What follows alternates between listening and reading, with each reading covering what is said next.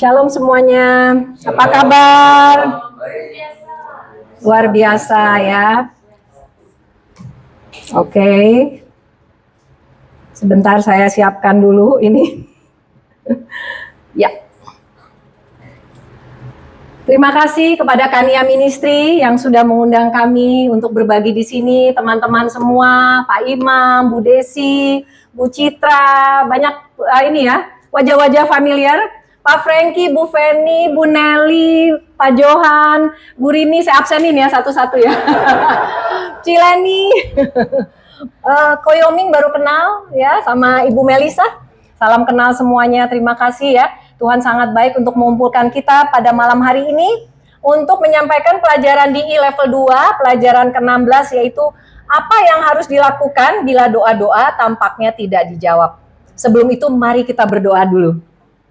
Terima kasih Bapak atas hari yang sangat cerah ini. Terima kasih Bapak, kami bisa berkumpul dengan saudara-saudara kami di sini untuk bersukacita memuji nama-Mu dan mendengarkan firman-Mu ya Bapak. Terima kasih Bapak atas Roh Kudus yang akan membuka hati dan pikiran kami sehingga firman itu akan tertanam di dalam hati kami dan Roh Kudus akan menghidupkannya. Kami percaya, kami menerima dalam nama Yesus. Amin. Ya, shalom lagi. Nama saya Indri Tobing. Saya alumni dari Charis Bible College, Colorado dan Jakarta. Keluarga kami, saya, suami, 3 putri dan 1 mantu saya. Juga semua belajar di Charis ya. Ada yang di Amerika dan ya. Puji Tuhan, Tuhan baik ya. Jadi lulus ada yang dari Colorado, ada yang dari Jakarta. Dan setelah saya lulus, Tuhan taruh di hati saya untuk memulai ministry, memulai pelayanan. Ya, jadi saya dan suami founder dari Fruitful Heart Family Ministry. Nama ini diambil dari Markus 4 ya, yaitu tentang 4 tanah. Ya, jadi pelayanan kami adalah untuk mengajak keluarga mengarah kepada membangun keluarga dari tanah yang subur itu. Dan Fruitful Heart Family Ministry juga merupakan anggota dari ARMI, Association of Related Ministries International di Colorado, di bawah Andrew Wommack Ministry, Colorado. Ya. Dan pelayanan kami yang utama adalah biblical parenting dan restorasi keluarga. Dalam pelayanan kami ini Tuhan sangat setia dalam kehidupan dan dalam kehidupan juga orang-orang yang kami layani. Doa-doa kami banyak dijawab, terobosan banyak terjadi.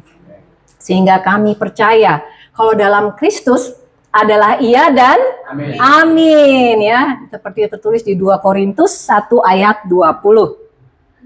Sebelum kita mempelajari ya apa yang doa-doa tampaknya tidak dijawab, kita harus tahu dulu. Kita mulai dengan pengetahuan tentang doa apakah yang dijawab oleh Tuhan.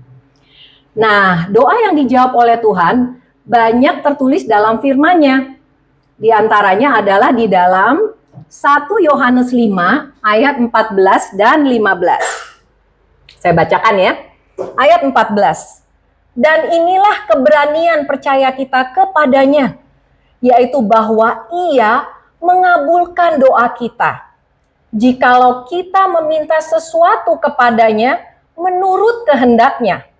Ayat 15, dan jikalau kita tahu bahwa Ia mengabulkan apa saja yang kita minta, maka kita juga tahu bahwa kita telah memperoleh segala sesuatu yang telah kita minta kepadanya. Luar biasa ya Tuhan kita ya, segala sesuatu loh, luar biasa. Lalu kita muncul pertanyaan berikutnya ya, lalu apa dong yang dilakukan kalau doa-doa tampaknya nggak dijawab? Katanya segalanya. Kok doaku lama banget manifestasinya? Nah, ada beberapa hal ya ini yang Roh Kudus sampaikan kepada saya, khusus untuk Bapak Ibu dan juga semua yang menyaksikan di sini ya, salam kenal. Ada 4 hal, sebenarnya banyak sekali ya. Tapi di sini ada 4 hal, karena kalau nanti banyak kita sampai midnight. Jadi karena hanya 30 ada 4 hal, 30 menit ya. Yang pertama adalah apakah yang kita minta sesuai dengan janji Tuhan dalam firman-Nya. Itu yang pertama.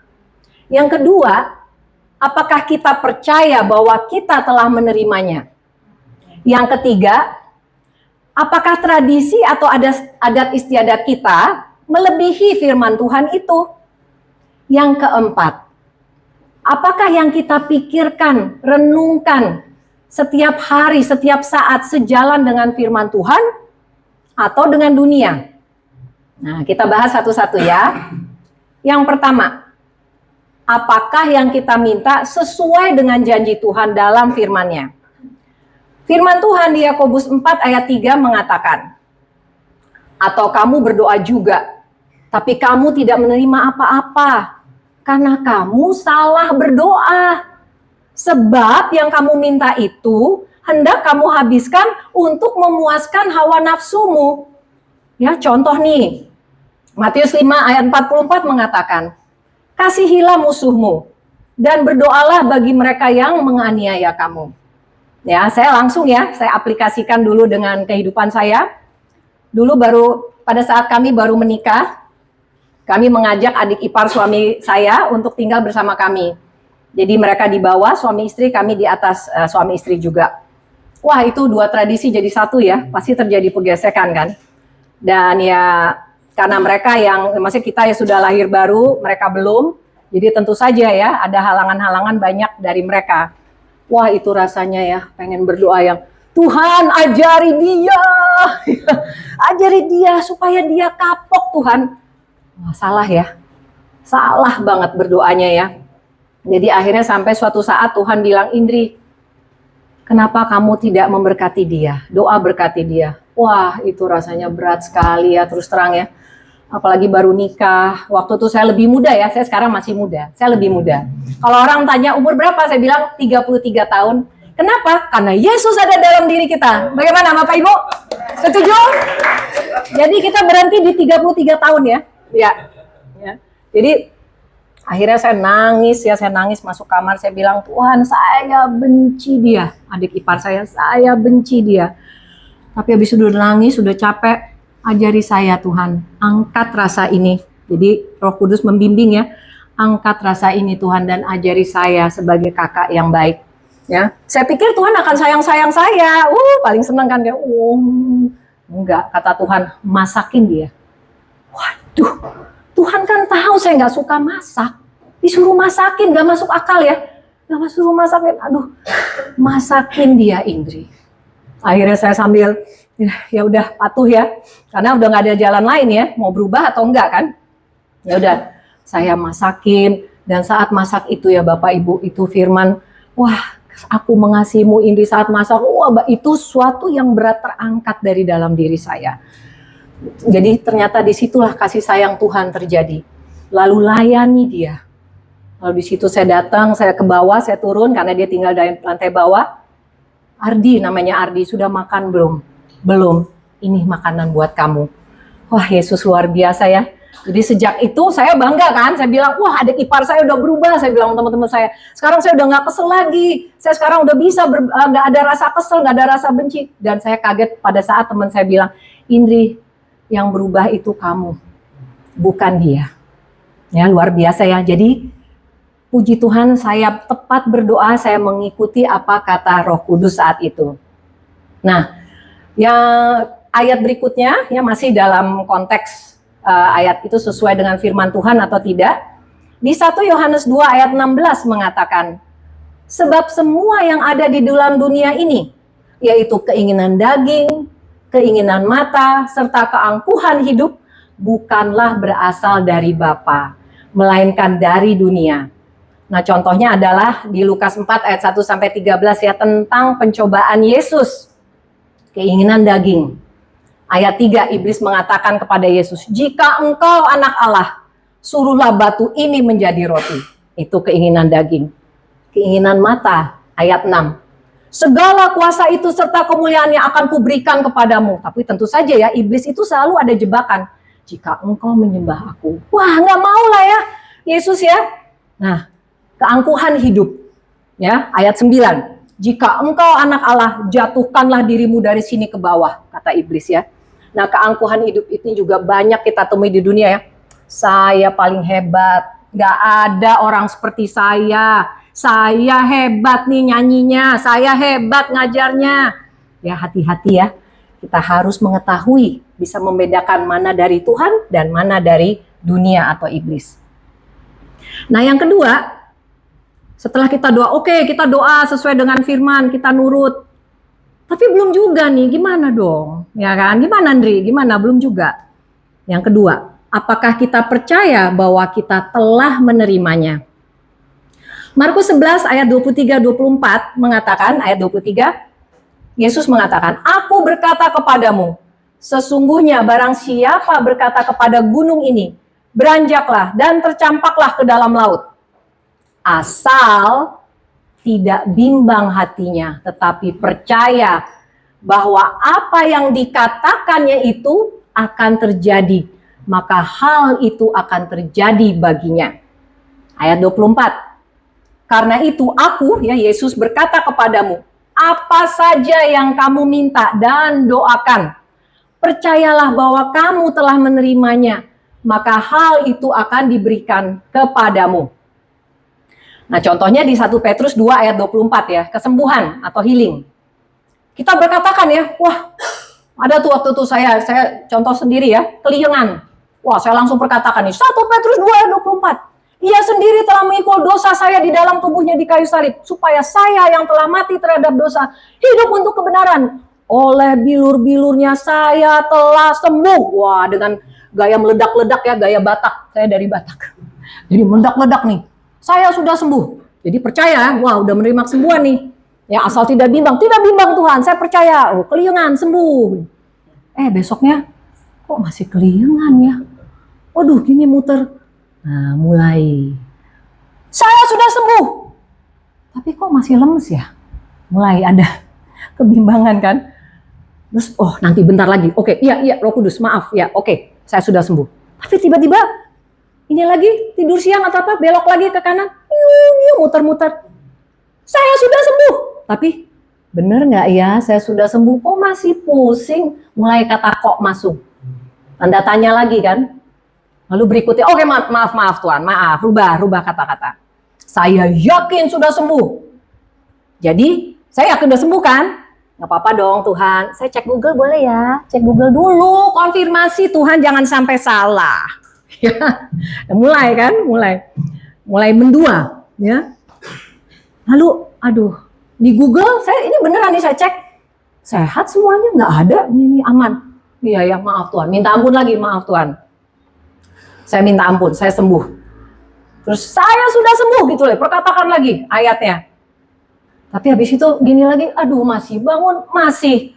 Akhirnya, nggak apa-apa deh ya, saya ngomong ke suami anak saya percaya sih udah sembuh. Tapi kita nggak apa-apa deh cek ke dokter dulu ya.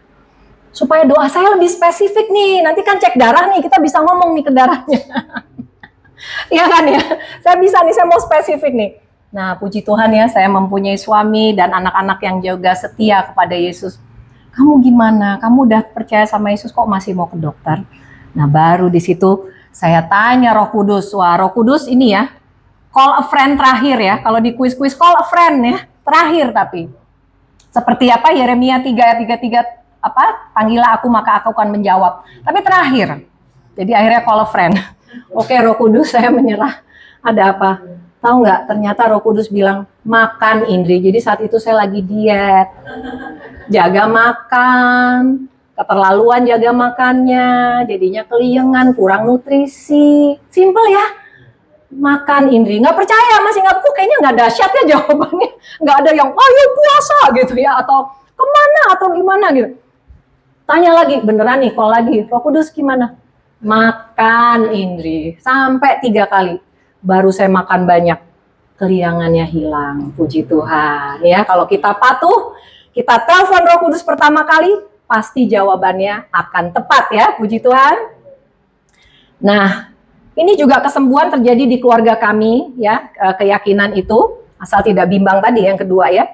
Saat belajar di Colorado, itu saat kita belajar di Colorado ya, Charis Bible College Colorado, 4 jam sehari, 5 hari seminggu, selama 9 bulan.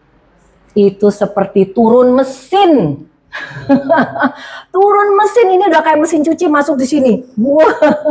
Dan saat itu kami pergi ya, saya ada frozen shoulder. Jadi ini shouldernya begini. Pasti ada mungkin beberapa mengalami ya. Karena saya kan ngajar, jadi nulis di papan lama-lamanya. Itu dokter menganjurkannya operasi, ya. Nggak bisa begini, nggak bisa, sakit banget. Dan juga ada back pain. Jadi musuh kita tuh kalau menyerang habis-habisan tuh. Jadi suatu saat saya ke sekolah tuh udah kayak gini. Saking saya, tapi Tuhan bilang, Indri sekolah.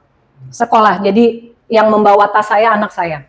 Tapi pulang udah bisa bawa tas sendiri, puji Tuhan ya.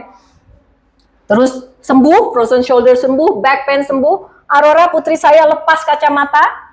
Pelangi pernah jatuh, pandangannya gelap, didoakan kasih sayang Tuhan, pandangan pulih.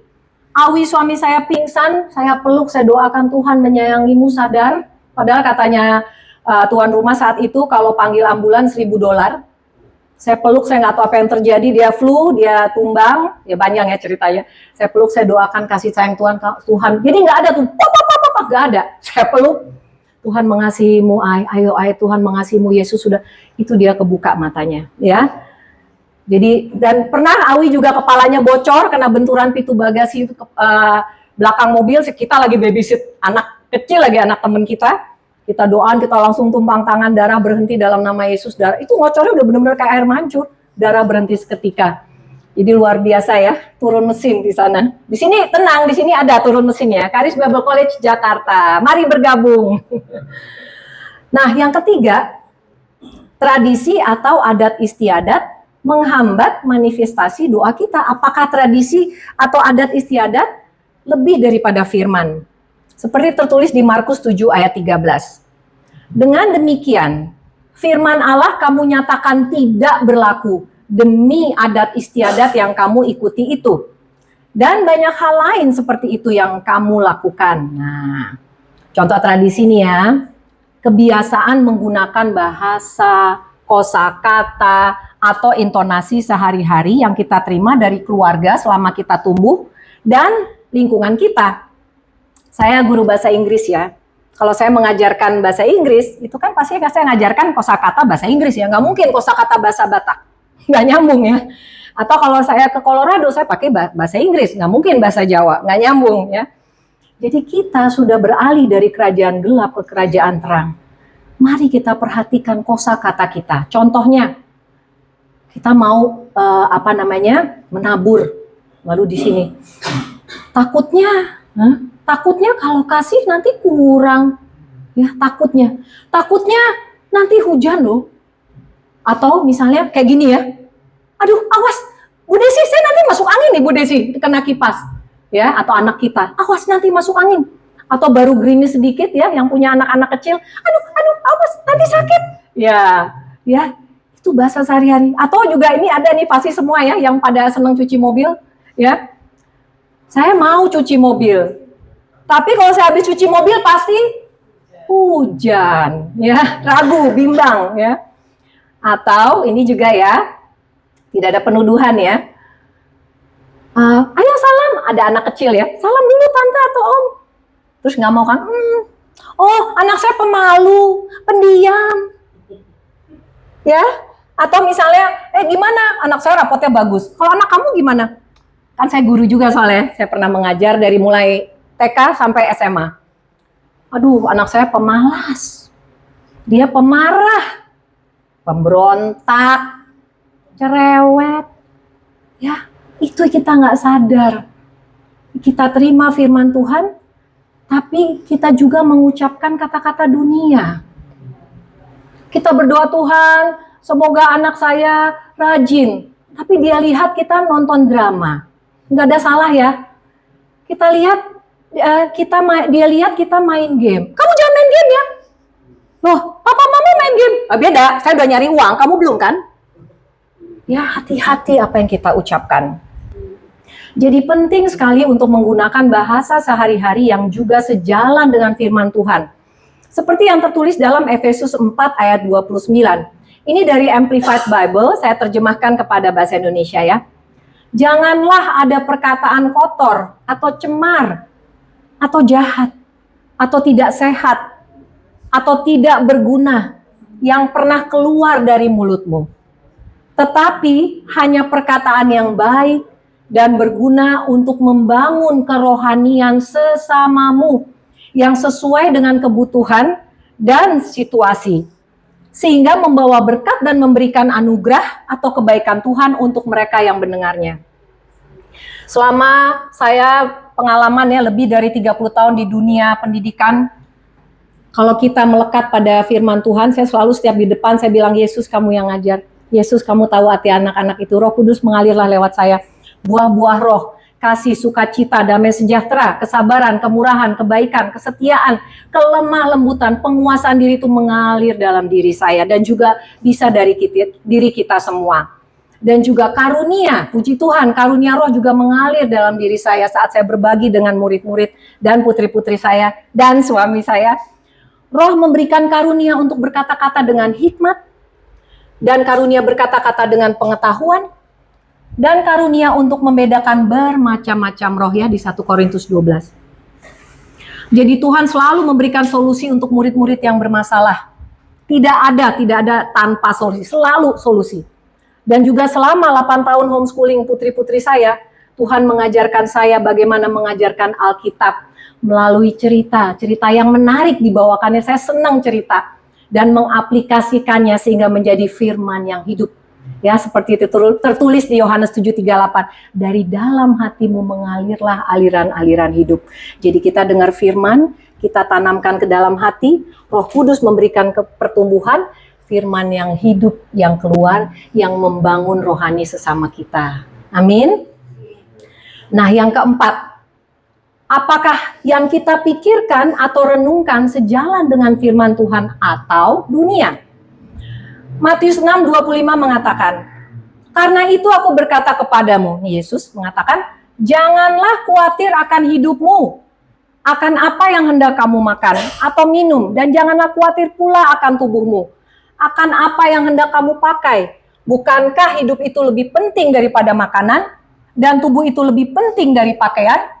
Ya, ini sering kita dengar ya. Nah, yang saya lihat ada satu yang hilang, yaitu bahasa aslinya, bahasa Inggrisnya dari Yunani ya. Di sini bilangnya jangan khawatir ya bahasa Indonesia. Bahasa Yunaninya, bahasa Inggrisnya KJV, King James Version bilang take no thought. Jangan taruh di dalam pikiranmu. Take no thought. Ya. Jadi take no thought untuk bilang makan apa ya besok. Aduh, nanti atau yang lebih jauh lagi ya, ini lebih keren nih. Masa depan anak saya gimana ya? Apakah nanti dia mulai mengarang cerita yang belum kejadian ya? Jadi dari mana kalau kita tanya dari mana itu pemikiran itu? Nah, kita harus bijak memilih film apa yang kita tonton, buku apa yang kita baca, lagu apa yang kita dengar, game apa yang kita mainkan dan berapa jam sehari, dan sosmed apa yang kita ikuti.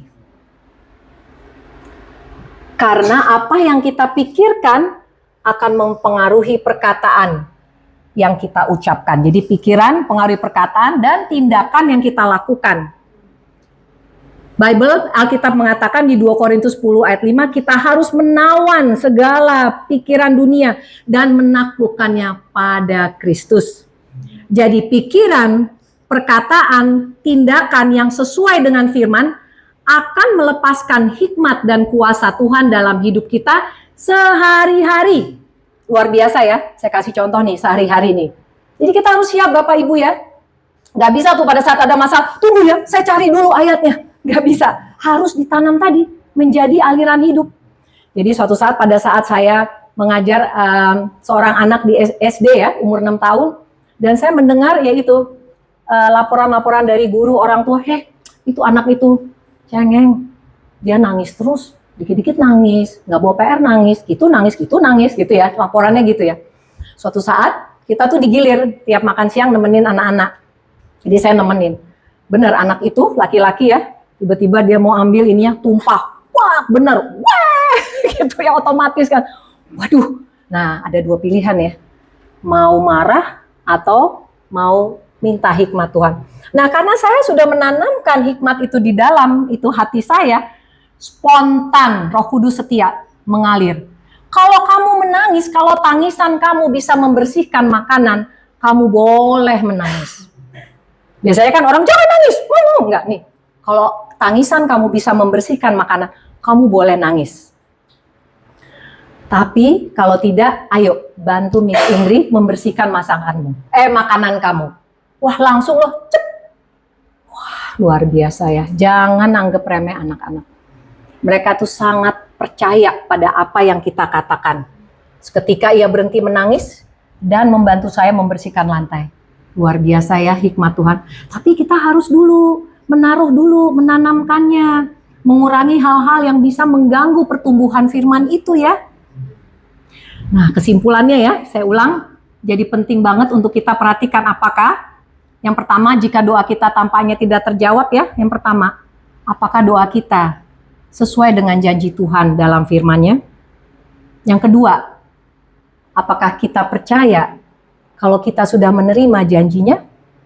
Yang ketiga, apakah tradisi atau adat istiadat yang kita jalankan melebihi daripada firman itu? Dan yang keempat, apakah pikiran kita sejalan dengan firman Tuhan? Pikiran sehari-hari ya, yang kita renungkan, yang kita pikirkan ya. Saya dulu mengalami, jadi saya sering nonton film kriminal dulu. Tapi jadinya kalau anak saya lupa WhatsApp, yang masuk apa? Pikiran, waduh jangan-jangan. Langsung bayangan-bayangan film kriminal yang setelah saya tonton, sekarang saya stop semuanya. Hanya Andrew Wommack, pelajaran Andrew Wommack. Jadi kita bisa merubah tradisi kita dengan menggunakan bahasa sehari-hari yang sejalan dengan pikiran Kristus ya. Seperti tertulis di 1 Korintus 2 ayat 16. Karena apa yang kita pikirkan, itulah yang keluar melalui perkataan kita. Amsal 23 ayat 7. Setelah kita lahir baru, dunia kita berubah ya Bapak Ibu. Dari gelap kepada terang. Lalu setelah kita menerima baptisan Roh Kudus, hati kita dipenuhi oleh buah roh. Dan kuasa kebangkitan Yesus ada di dalam diri kita. Jadi seharusnya secara natural apa yang keluar dari mulut kita sejalan dengan firman Tuhan yang hidup, tidak mengikuti bahasa dunia. Seperti yang tertulis dalam Yakobus 3 ayat 11-12, adakah sumber memancarkan air tawar dan air pahit dari mata air yang sama? Saudara-saudaraku, adakah pohon ara dapat menghasilkan buah zaitun dan adakah pokok anggur dapat menghasilkan buah ara? Demikian juga mata air asin tidak dapat mengeluarkan air tawar. Dari hati kita hanya keluar aliran hidup, aliran Kristus. Tidak bisa mendua. Kalau mau sensitif ya. Pilihan. Dengan demikian kita dapat menyatakan bahwa kita adalah murid-murid Yesus. Kita pengikut Kristus. Kita bisa dengan bangga, saya pengikut Kristus. Karena kita tinggal dalam firman-Nya. Ya, Yohanes 8:31. Kita percaya, kita dapat menerima semua janji Tuhan dengan sukacita. Karena Dia setia. Dan dalam Kristus adalah iya dan amin. Bagi semua janji Tuhan untuk memuliakan namanya. Tuhan Yesus berkati. Mari kita berdoa. Terima kasih Bapak atas pesan yang Engkau sampaikan kepada saudara-saudara dan kepada kita semua Bapak. Terima kasih Engkau adalah Bapa yang baik. Kami sangat menyayangi-Mu Bapa. Bapa, saat ini kami sepakat, ajari kami Bapa atas bahasa-Mu dengan bahasa-Mu sehari-hari. Kosakata-Mu, intonasi-Mu, kelemah lembutan-Mu. Ajari kami Bapa sehingga kami melihat dengan pandangan-Mu, mendengar dengan telinga-Mu, dan semua perkataan yang keluar adalah firman-Mu Bapa, sehingga tindakan kami juga mencerminkan Yesus Kristus yang ada di dalam diri kami. Dalam nama Yesus kami katakan iya dan amin. Kami adalah murid-Mu Yesus, kami siap diajari dengan-Mu Roh Kudus. Kami percaya, kami menerima dalam nama Yesus. Amin. Puji Tuhan.